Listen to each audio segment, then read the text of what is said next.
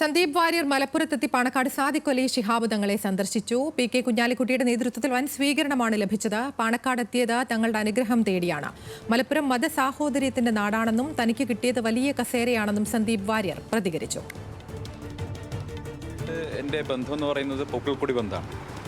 മലപ്പുറത്തിൻ്റെ ആ പാരമ്പര്യവും സന്ദേശവും അത് മതനിരപേക്ഷതയുടേതാണ്, മാനവ സൗഹാർദ്ദത്തിൻ്റെതാണ്.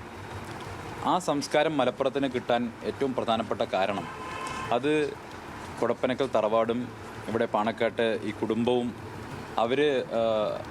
അവരുടെ വലിയൊരു പ്രയത്നം അതിൻ്റെ പുറകിലുണ്ട്.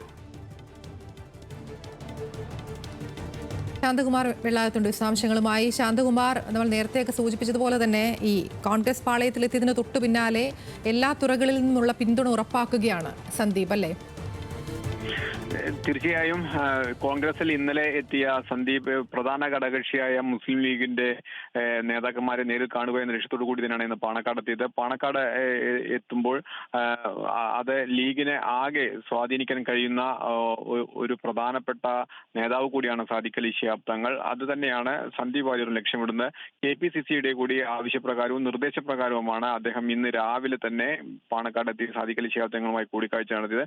കൂടിക്കാഴ്ച ഏകദേശം 20 മിനിറ്റോളം നീണ്ടു. PK കുഞ്ഞാലിക്കുട്ടി ഉണ്ടായിരുന്നു, അതേപോലെ തന്നെ ഹാരിസ് ബീരാൻ MP, പാലക്കാട്ടെ മണ്ണാർക്കാട് നിന്നുള്ള N ഷംസുദ്ദീൻ MLA, ലീഗിന്റെ MLA ആണ് ഉണ്ടായിരുന്നു.